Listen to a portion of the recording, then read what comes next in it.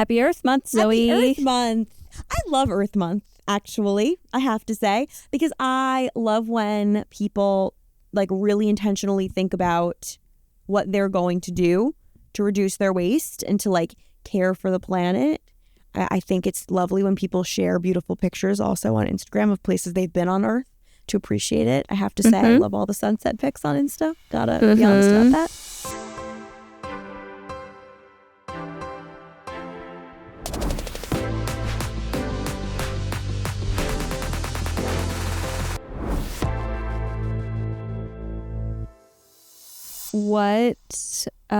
How would you rate your current sustainability level? Your footprint. My footprint? Be honest. I would say it's being honest. a mid level of sustainability. Yeah. I think that I do things. So 1 through 10, you'd be a 6. I'd be a 6. I think a 6 is fine. Yeah. I don't think I'm like a 2, you know? Like I'm very intentional about certain things and I have made enough swaps that I feel like good about it, you know? But am I as good as I could be? No, and I'm aware of that. I am a paper towel monster. I love paper towels. Are you a middle-aged man? Yeah, literally, yes. Like literally, yes. The amount of paper towels that I have to throw out that are just sitting on the counter because we'll use them again. Okay, I do use my paper towels again. I do. Okay. If I'm washing my hands and like I have cloths next to my sink and like I use that, but sometimes I just like don't and I grab a paper towel, or if like I spilled water and I just like clean it up with the paper towel, I like let that sit and then I use that again for something. But if I'm like cleaning with paper towel, no, I'm throwing that right away. But I love paper towels. I am not the kind of person who's going to all of a sudden say I'm not buying paper towels anymore at Costco and I'm switching to Swedish dishcloths. Not in my industry. I know. I've tried to be a Swedish dishcloth user. I just can't. It's not in my DNA. Me either. I, however, am a lot more of a diluted version of my dad, who is a paper towel maniac. He will. I get along with him. He is. This is why I say a middle-aged man. Like he leaves out his paper towels that he's using constantly, and so does Chad. And I am like a diluted version of that. I don't really, well, one, I don't leave them out. I'm not great at not using them, but I won't use them to clean up a spill because I hear my little niece's voice in my head when one time we were babysitting her and we went to go clean up a spill with a paper towel. And she was like, "That's so wasteful." In her little sweet, oh my God, that was little voice. And so I hear that in my head, that sweet little voice being like, "You shouldn't use a paper towel. That's so wasteful," to clean up like a water spill. But that kind of guilting is what I need, maybe. You know, like maybe I would have actually benefited from that. Yeah. So I'm going to start thinking about that now. Yeah. But I really do. I love my paper towels. So that's like one area I just simply can't compromise. Do you use any special paper towels? Like you're not using bamboo or whatever? Here's the thing, okay? I tried that life. It is so expensive. I just couldn't do it. Yeah. Like, toilet paper? Do you use special toilet paper? Bamboo same. Toilet paper? I tried. Yeah. I just simply cannot. Like it's just so insanely expensive that I just said to myself, you know what? You're doing enough elsewhere. Yeah. I do not use disposable water bottles. Like I'm very conscious of that. I try to bring my own like mug sometimes if I'm going to a coffee shop. You're also good at like bringing your own, like your lunch is in your own like little like reusable container. I am like a couple of years ago, I think I was in college actually, my junior year of college, and I moved into my like first apartment. And I was like, this is my time to start reevaluating my waste. And so I promised myself no more plastic baggies. And that is one thing that I've fully committed to and completely... I associate you with stasher bags. I'm a stasher bag. Like when we were going to talk about sustainable swaps, I was like, the first thing I thought was like, Zoe's going to talk about stasher bags. Changed my life. Like, let me just say, I have so many stasher bags. I had to like give it a dedicated cabinet in my apartment. I have every size. I have the stasher bowls. Like, I love those things. And I've had mine for years. Like, they truly do not degrade. I figured out how to clean stains out of them. Like, they have this wonderful blog on Stasher's website This is how much of a stash bag nerd I am. That you read their blog? Yes. Yeah. And they tell you how to do stuff. Like you can make popcorn in them. Like there's crazy things you can do with stasher bags. So I use my stasher bags more than anything. I think that's like one of my single most used like kitchen items. So no plastic bags. So that was what I said to myself. Like if you're not going to do the kind of sustainable toilet paper, paper towels, other things, pick a couple things that like mean a lot to you that you know you can stick to and do them. And that was like my biggest one. What are the other ones? The other one was I really try not to use plastic wrap. Okay. So that's like a big one. Do you use beeswax? No, I can't. I think it's annoying. And I just have tried every one in the book. I've tried every brand and I just simply don't think it works. Okay. People can say I'm wrong. That's fine. But I just, for me, not my. Well, and Zoe, you're a big baker. And so plastic wrap would be something that like you probably would use a lot. Yeah. But like I would say that with my commitment to try to not use plastic wrap, I've kind of thought about packaging things differently. So like I got a lot of these, you know, nice Pyrex glass, like large containers with lids. So I'll put like cookies and muffins in there. I got like a lovely reusable cake dome. So I'll, you know, if I'm going to a party and I'm bringing a cake, instead of putting it in a box that's like a paper box I'm going to throw out, I'd put it in the dome and then I'd bring it home. So I try to do those kinds of things. But one of my favorite things ever is W&P makes these like, they're like stretchy, like WNP. Okay. It took me a second. WNP. Yes. I was like, WNP. Yeah, no, but WNP. Yes, yeah. I love WNP. Yeah. Amazing stuff. Yeah. And one of my favorite things they make are these, it's something in Porter. Yeah. You're right. It's something. W and Porter. I'm going to look it up because it's going to drive me absolutely bonkers. They make these like stretchy plastic reusable silicone lids and they come in like a 5-pack. And I put those things over fruit. I put them over bowls, over glasses. I put them over everything. I use those constantly. I love them. Have you found it? Well, currently it still just says W&P. Should I look at their blog? Yeah, look at their blog. I think they probably have a lovely blog. Oh, they do. It's called The Fresh Squeeze. Ah, how cute. Our mission? Maybe they're just officially W&P. Yeah, W&P Porter. Is Porter is that their parent company? Maybe. Anyway, you should shop their stuff because they have a great site. Fantastic, cute stuff.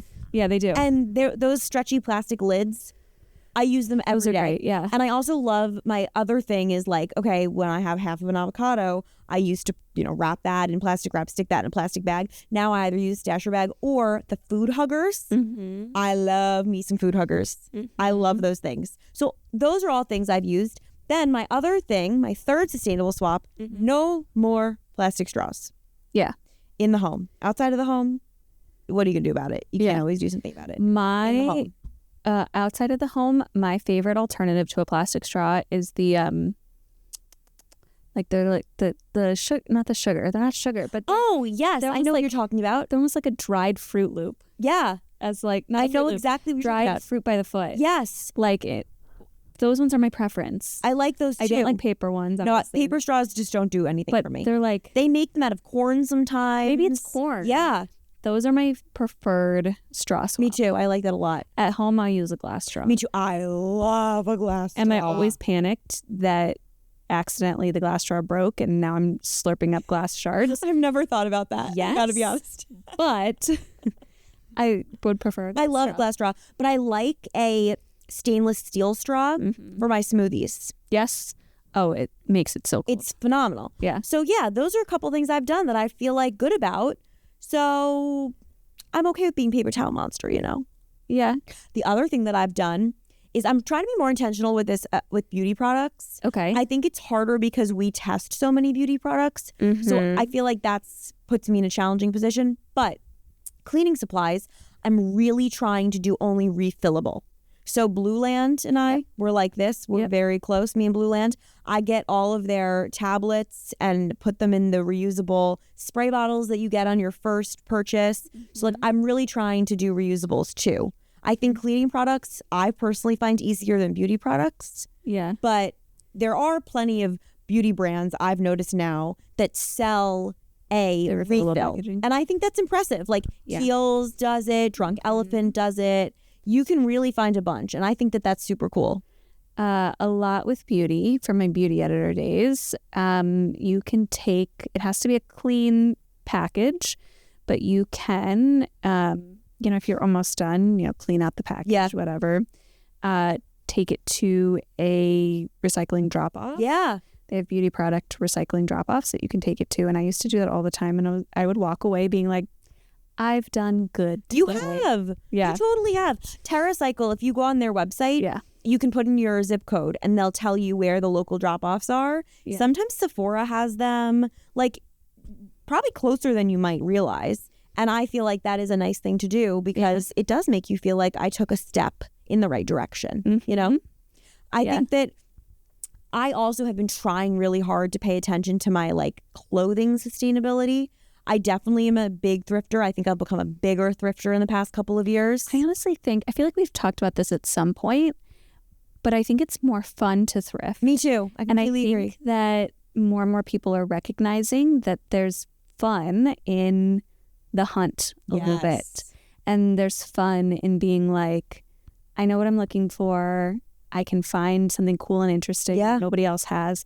Like, I have gotten to a point where if I walk into like a major store, major chain store, I'm like, I could buy any of these things because any of them is what I'm looking for or look stylish or like appropriate to wear. Yeah. And that kind of takes the fun out of it because it's like, there's no hunt. I could literally just go down like, I like this, I like this, I like this. It's more fun to walk into a thrift store or to do online thrifting and be like, I could log on right now and find nothing. Yep. Or I could log on and find exactly what I'm looking for. 100%.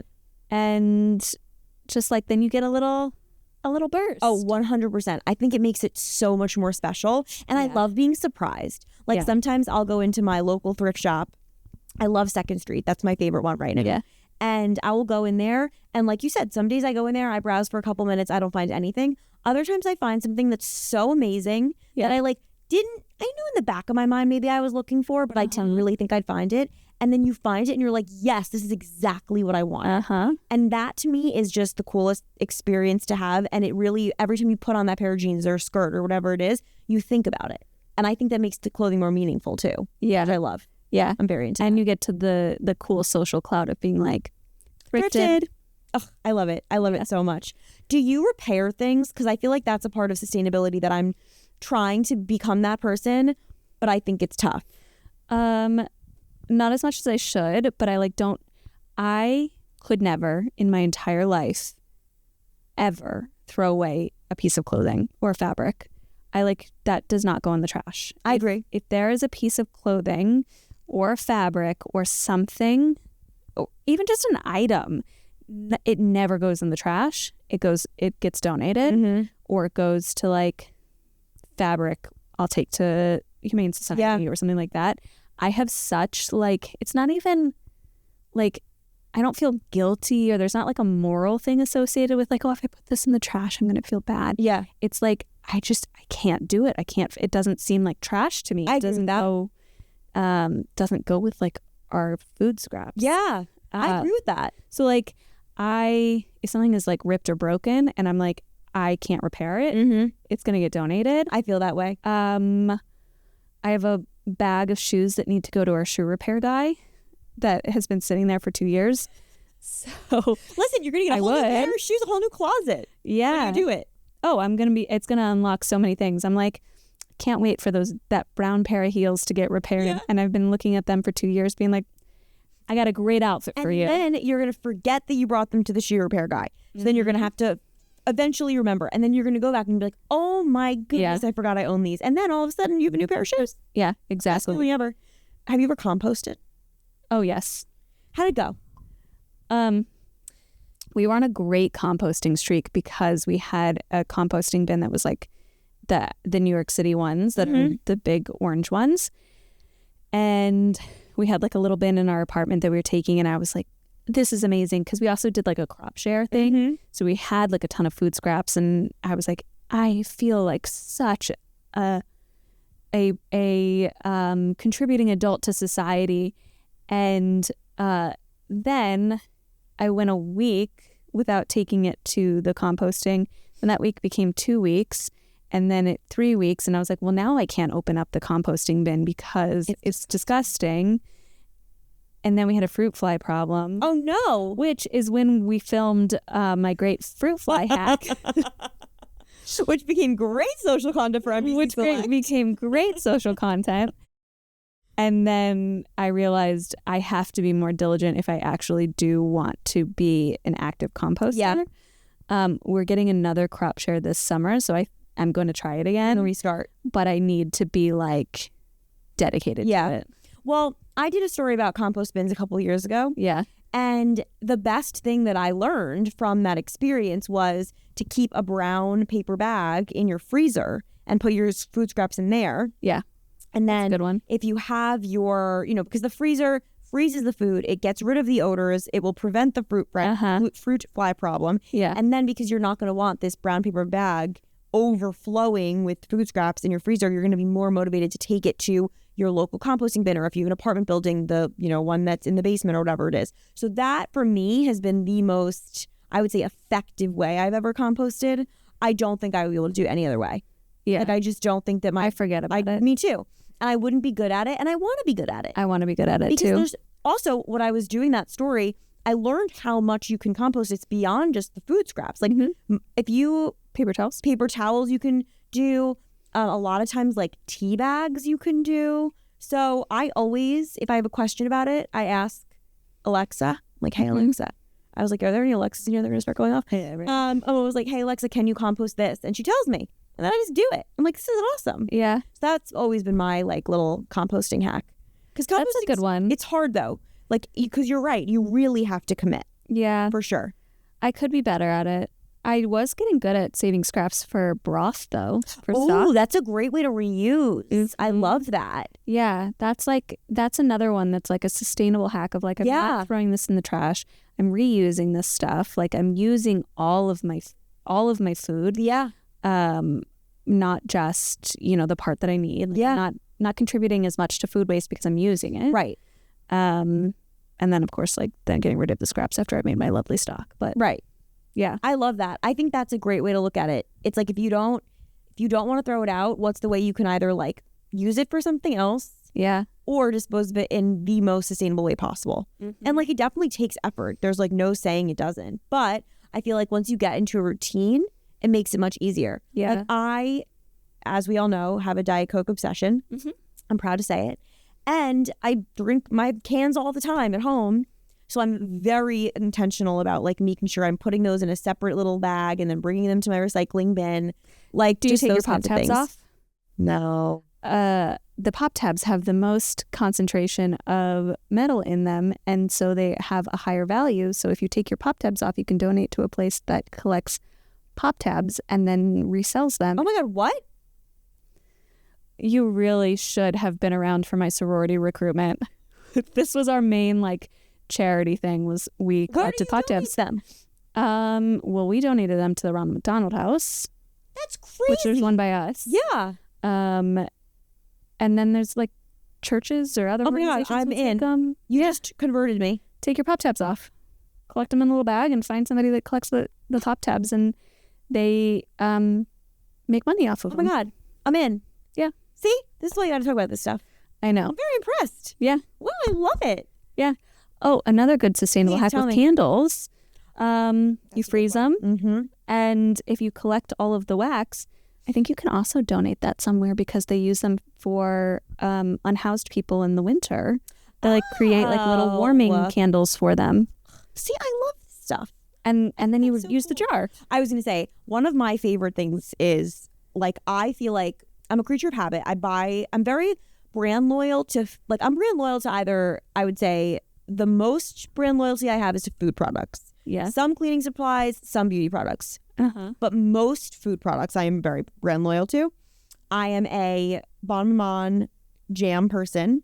Yes. Through and through. Yes. And I would say about 60% of my loyalty is due to how great their actual like jam is. Oh, their jam? Yeah. And then 40% is the jars. Those glass jars, are the best glass jars ever. And if you What about the little glass or ceramic yogurt jars? Oh my God, those are phenomenal too. I would pay a premium just for those ceramic jars. Phenomenal. We I love at them. one point in my in my home with my family when I was in high school, I had so many. My mom was like, you need to pick your favorite ones and the rest have got to go because this is becoming an issue. Yeah. But like, I don't think it's an issue. I think you can never have enough of those. But the Bon Maman jars, I use those for everything. I decant spices and grains and I make my overnight oats in them. I love those jars. Yeah. I think the tomato sauce jars also, depends on what kind of tomato sauce you get, but the Rayo's tomato sauce jars, the best drinking vessel. The best drinking vessel. You know what I discovered last year, and I was on such a kick of it? What? Milk in a glass bottle. Yes. There's a grocery store by us that has them, and I would pay a premium just for the milk in the glass bottle. And then you're not getting the plastic. Exactly. But then also you can reuse that for like other juices or other whatever. I use it as a vase. Or a vase. For flowers, how beautiful. How This is what I was saying. Everything is cyclical. Yes. Every pendulum swings. We were loving milk in a plastic jug, and now I'm like, I discovered this brand new thing: milk in a glass bottle. Have you heard of it? And then you know what you can do? You can save the jar. You could save the jar. I just think it's wonderful. Who are you, Meghan Markle? No, literally. Save the jar. Oh, I also use like wine bottles as like vases too. Like, I love so many it. great things. Yeah. Do you save your corks? I love saving my corks. Yes. Do you want to know why? Please. They are a natural repellent for fruit flies. They are. Clearly, I have a fruit fly problem. No, listen, you got to learn this stuff. You never know what can help you. Yeah. I love it. Corks. I mean, I think the corks are lovely to cork. Which is why some of the fruit bowls have like a cork top on it. So many But great just save things your out there. corks from wine We're bottles. saving the corks. We're saving the planet. Yep. Look at us. Yeah. I love it. Any last? We did a lot of kitchen swaps because I feel like that's where most Trash. trash happens. I think so. I think for me, I always say to myself, pick the most convenient thing for you that you know for a fact you can stick to. Yeah. Like if it's going to be inconvenient for you and you're going to break this promise to yourself to do this, don't like choose it. Yeah. That's why the plastic bags for me was such an easy way to like kind of start the sustainability journey. So I feel like if you're someone who feels like overwhelmed by the, option of all these different sustainability things to do and all these different like sustainable products to buy, like pick one thing, focus on that, commit to it, make it a habit, and then move on to your next one. I think for me, sustainability can lead really easily into overconsumption. Yeah. Because sustainability is so trendy. Yes. And there's such like a clout associated with sustainability and like trying to be sustainable. Yeah. That I think that like people end up then buying a lot of the products to be more sustainable, but then don't use them and then throw them away. For sure. Like for me, I love the idea of using stasher bags, but like I could never use them. And so I'd have stasher bags. I would leave fruit accidentally in them. It would grow mold. And then we're like, we got to toss this. Yeah. And like that is not a sustainable practice for me because I'm not like actually building a habit. Yes. So I think my big takeaway for anybody that is wanting to make sustainable swaps is be careful to not get into the like virality of it. Yes. Yes. And cross into overconsumption. Absolutely. And actually like start small, start with one thing like you were saying, build a habit, and then expand upon that. I agree. And that's very good words of wisdom to end with. Well, happy Earth Month. Happy Earth Month. Earth Day, Earth Month. Happy Earth Day, Happy Earth Month. Happy Birth Month. Happy Earth Month. Happy Earth Month. Yay. See you next time.